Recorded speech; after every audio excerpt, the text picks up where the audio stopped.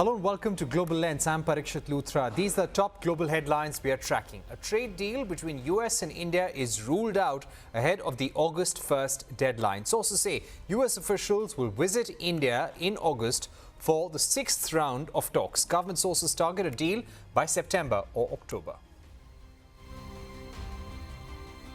19 people, including the pilot, have been killed after a Bangladesh Air Force F-7 training jet crashed into a school in Dhaka.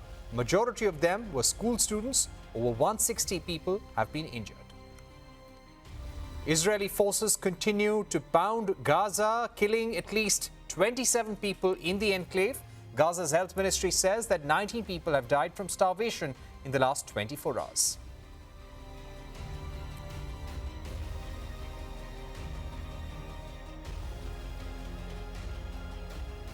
Straight to today's global market action. Markets across Asia were mostly higher after the People's Bank of China kept benchmark lending rates steady. China's Shanghai, Korea's Kospi and Hong Kong's Hang Seng all rose in trade. Japan's Nikkei was the only index to end in the red after the ruling party lost the upper house majority. In India, Nifty and Sensex gained nearly 0.5%, led higher by a rally in financials. US and European markets traded lower amid tariff uncertainty. While marking his 6 months in office, President Donald Trump has claimed that US has now become the hottest and most respected country in the world. This comes at a time when his approval rating has dipped to an all-time low of 42%. As per a CBS YouGov poll, Trump's first 6 months have seen significant moments, including foreign policy shifts and crackdown on immigration. As the White House puts it, Trump's biggest message to the world has been that the days of ripping off America and Americans are officially over. The president announced sweeping reciprocal tariffs on all of US's trading partners on April 2nd. He set a deadline of July the 9th for countries to negotiate trade deals and later pushed it to the 1st of August. These tariffs are in addition to sector-specific tariffs on auto, steel and aluminium. He has also threatened to impose tariffs as high as 200% on pharma imports. So far, US has inked trade deals with the UK, China, Vietnam, Indonesia. Deals with the European Union, Japan, India and several other countries are yet to be done. Trump's deal with China eased export curbs on rare earth elements on the Chinese side and curbs on chips from the American side. Trump also claimed to have used trade as a leverage to put an end to the conflict between India and Pakistan.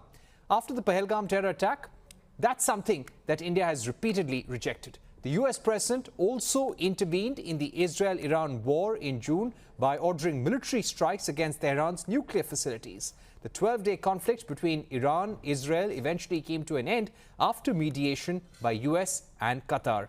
In his election campaign, Trump had promised to end the Russia-Ukraine war within 24 hours. But that is yet to happen despite attempts at peace negotiations. To understand the implication of Trump's big policy moves, joining us right now is John Bolton, the former National Security Advisor of the USA. Bolton has also served as US Ambassador to the United Nations. Thank you very much for being with us, Ambassador Bolton. Let me begin by asking you about US actions to stop Russia. They've not stopped Vladimir Putin so far.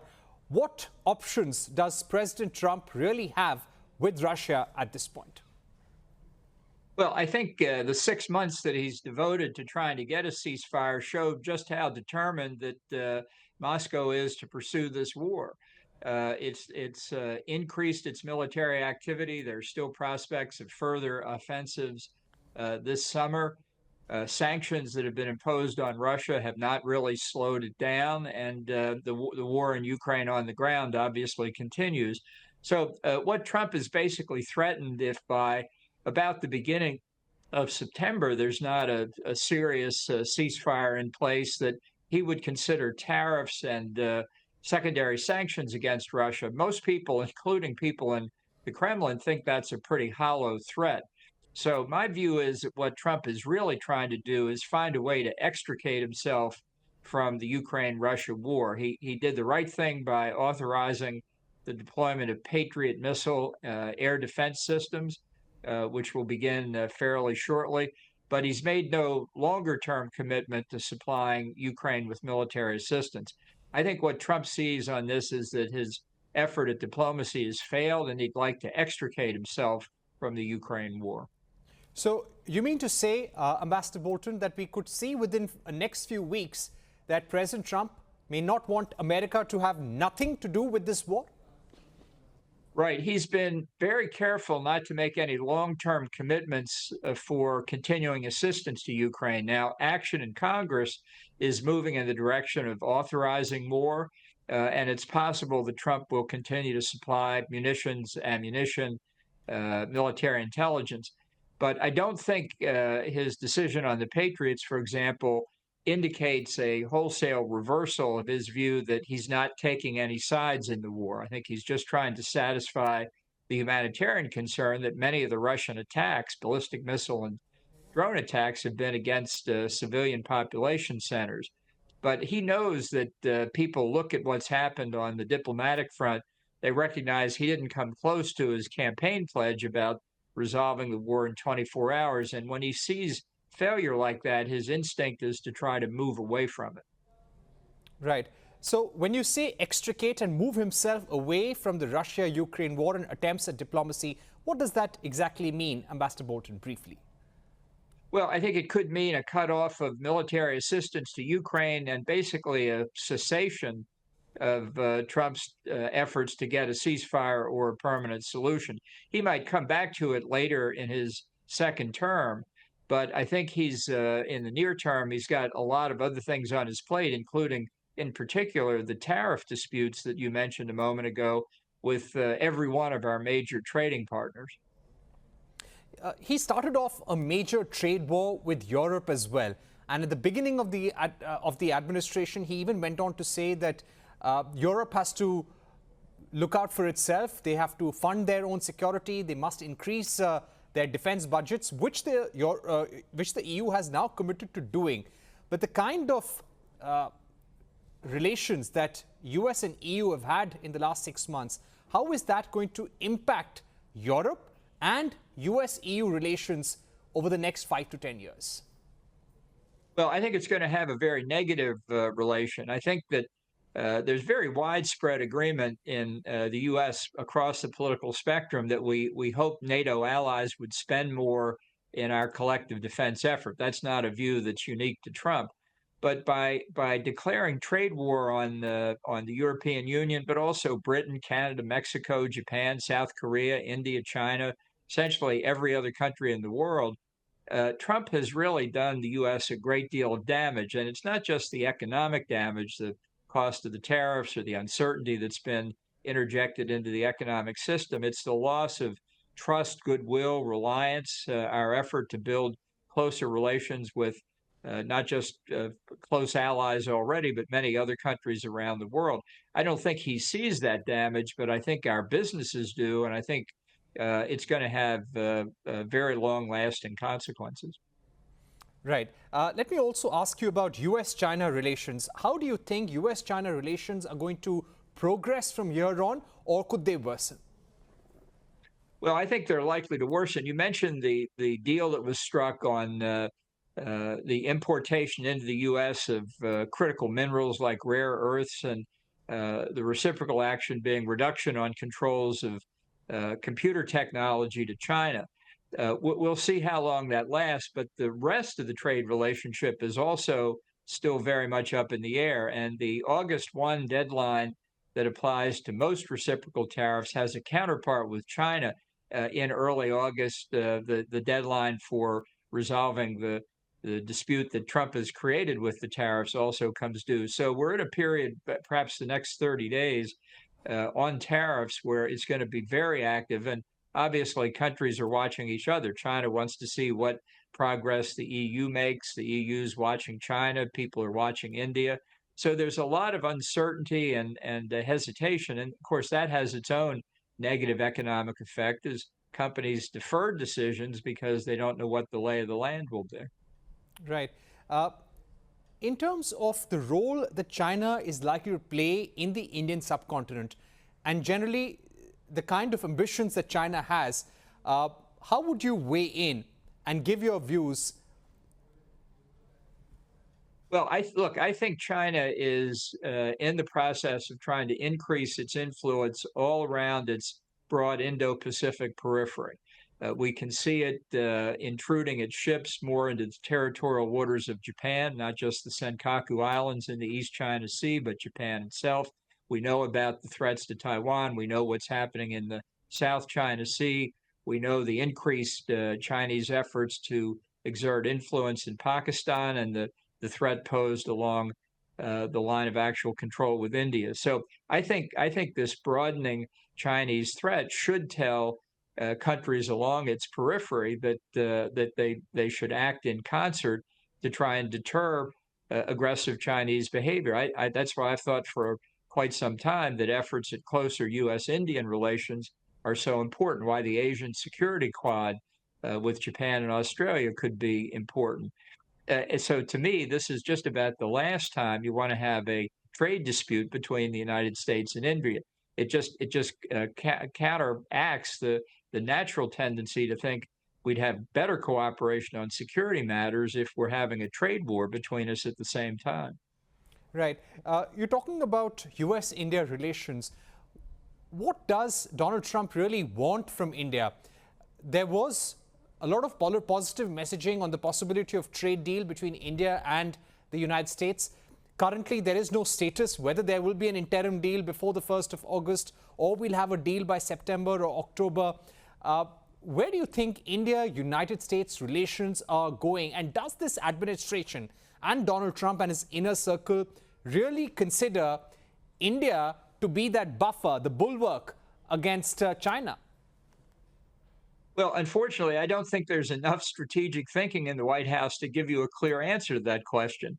These issues are siloed on the trade side. Trump listens to a certain group of people, and it's if he doesn't realize that sitting in New Delhi, for example, it's the issues are not siloed. They want to know why we're having these disputes on trade issues at the same time on security issues. There should be closer cooperation.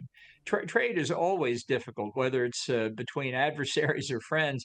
Lots at stake for the countries involved, and you need to work through it in a responsible fashion. I don't think Trump's threats about tariffs and other remedies against India or any of our other close trading partners make any sense, but that's the way he's proceeding, and I think the net effect of it will be damaging to the United States and make it harder for India and the U.S. to cooperate on some of these important strategic issues. Right. I would like to ask you, a trade deal between India and US may or may not happen. How do you think either of the scenario will impact the US approach to India? Well, I think it'll complicate things. If I understand the state of the trade negotiations between India and the U.S., which I don't think many people do, it does not look like there will be a deal by August the 1st. Certainly not a comprehensive deal. Even the deals that have been announced with the United Kingdom, for example, are really headline deals. Many of the important details remain to be worked out. I think it's impossible in the 10 days we have left until August 1 that we're really going to see a lot of comprehensive breakthroughs. And if Trump does what he says he's going to do, which of course is always open to question, but if he goes according to his plan, he'll simply announce what the tariffs are going to be. And they will go into effect on August 1st or shortly thereafter. I think that will be very damaging, certainly with respect to U.S.-India discussions and relations, but with almost all of our close allies. Right. So you feel that any India-US trade deal before the 1st of August looks impossible at this juncture? Well, it could be that enormous progress is being made behind the scenes, but that's not what I'm hearing. These are complicated issues. As I say, a lot's at stake for both countries. Normally, a big trade deal would take a year to negotiate, and people are trying to do it in just a few months. It's very haphazard. It's put a lot of uncertainty into the international economy, and the uncertainty alone is having a negative effect. Right. Let me move on and ask you about the Middle East. We had seen US backing Israel in the war against Iran. What has that really led to? Iran has initiated talks with European countries, also China, on the nuclear issue. US and Iran are going to be talking this week. Are we going anywhere in terms of putting curbs on Iran's nuclear program? Well, I think the U.S. and Israel have put some pretty substantial curbs on it by very successful bombing raids. They have not totally and completely obliterated the program, as Trump said, but I'm confident that the damage has been very extensive. And when you combine that with the setbacks that Iran has seen to its terrorist proxy groups like Hamas, Hezbollah, and the Houthis that have been significantly damaged, the fall of the Assad regime in Syria, a key Iranian ally, and now the damage done internally to the nuclear and ballistic missile programs, I think the regime is in deep trouble. I think we can see evidence of that. So, but at the same time, they've shown no indication whatever they're prepared to give up the nuclear weapons program. So I don't see anything coming diplomatically in the next weeks. And at some point, the Europeans are going to have to decide whether, given Iran's intransigence on the nuclear front, they go to the Security Council and invoke the snapback mechanisms that the Council resolution approving the 2015 nuclear deal put into effect. They're looking at September 1 as a deadline. So that's really very close in terms of the issues at stake here. Right. Speaking about the Middle East, how do you think President Trump's approach to the Middle East will impact U.S. relations there in the next 5 years?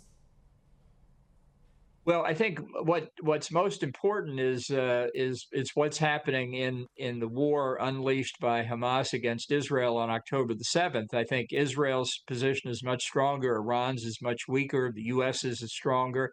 So I think the possibility of more Abraham Accords between the Gulf Arab states and Israel are very real. I think if we could get to greater peace and stability in the region, which probably won't come until the regime in Tehran is overthrown. But if we could get greater peace and stability, then the concept of the India, Middle East, Europe corridor, I think, would be much more likely to come into play. So there's a lot of emphasis on the region, as is typically the case in American foreign policy, because it has an impact on India, it has an impact on Europe, has an impact on us.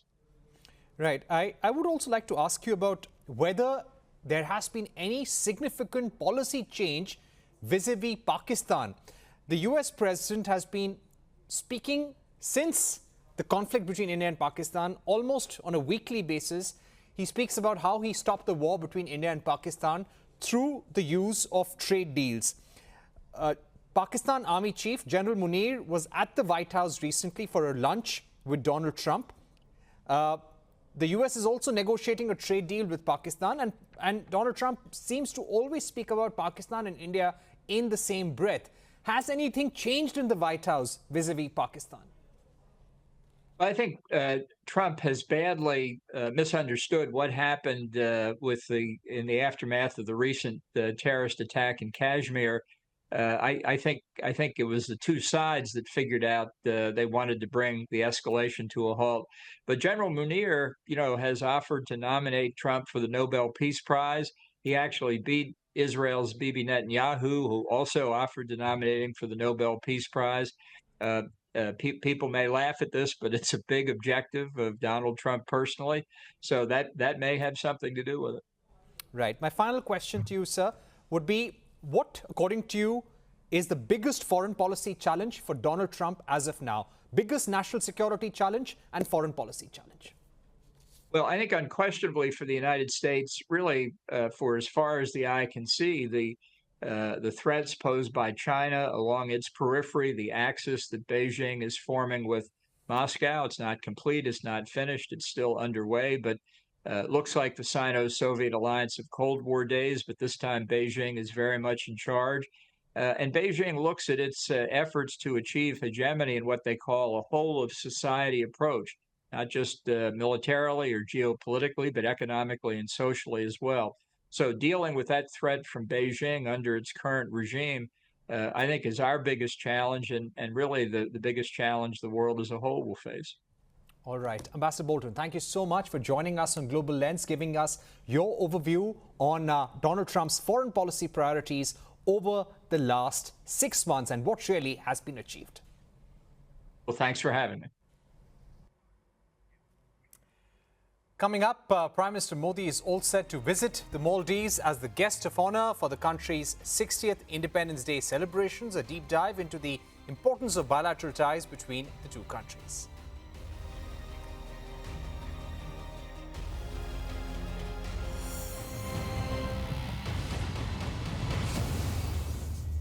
Welcome back to Global Lens. Here's a quick look at the other headlines. China has exported around 353 metric tons of rare earth magnets to the United States in June, marking a 660% rise since May. China has also exported 3,188 tons of these magnets globally last month, rising nearly 160% month on month. Pope Leo XIV has also called for indiscriminate use of force to be stopped in Gaza without mentioning Israel. Addressing crowds in Rome, the pontiff continued his call for an end to what he called the barbarity of war in the enclave. The Pope also spoke of his anguish over the strikes on Gaza's only Catholic church last week, which killed 3 people. Israel has opened an investigation into the strike on the church, which housed 600 displaced people. Peace remains elusive between Russia and Ukraine. Russia launched a series of drones and missiles against Ukraine in an overnight attack. At least 1 person was killed in Kyiv. Several commercial properties and houses were also damaged. The attack came after the Kremlin claimed that Russian President Vladimir Putin was open to peace with Ukraine. Meanwhile, Russia's defense ministry said it downed 117 Ukrainian drones overnight. Ukrainian drone attacks led to flight disruptions at major airports serving Moscow. Alaska Airlines resumed operations after suffering a technical error that affected its entire system. The outage lasted for approximately 3 hours and impacted over 200 flights. The company said that the technical shutdown resulted in a temporary system-wide ground stop for Alaska Airlines and Horizon Air flights. U.S. automaker Stellantis says U.S. President Trump's tariffs have cost the company $350 million so far. The maker of Jeep, Fiat and Maserati said 25% tariffs imposed on imported cars since April has impacted trade and loss of planned production. Sales are down 10% and shipments to North America were down 25%. The automobile tariffs have upended global car trade, with many like the Jaguar and Land Rover pausing exports to the US.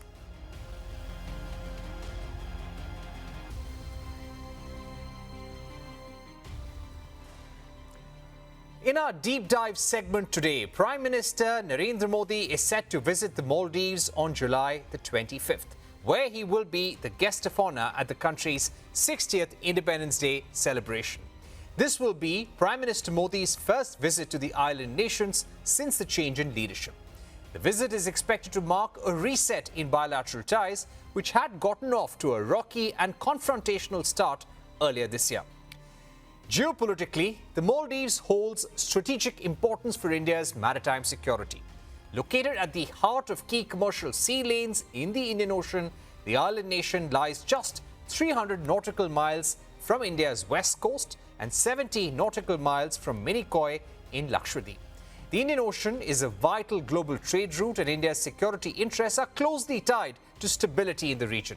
India and the Maldives also conduct regular joint military exercises with a strong focus on capacity building and defense cooperation.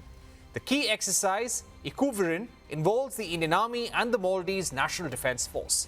If you look at the history between the two nations, India was the first country to recognize the Maldives after its independence, and the island nation remains a key pillar of India's neighborhood first policy aimed at ensuring stability in the Indian Ocean region. In 1988, India played a critical role by intervening to thwart a coup attempt against the Maldivian president. India has also consistently been a first responder in times of crisis during the 2004 tsunami, the COVID-19 pandemic and beyond. Notably, India also meets 70% of the Maldives' defense training requirements, reinforcing deep-rooted military cooperation. India has been a steadfast economic partner to the Maldives over the years. Not only is India the Maldives' largest development partner, but it has also extended credit lines, grants, and crucial financial aid. In 2024, India provided emergency financial assistance worth nearly $400 million to help stabilize the Maldivian economy.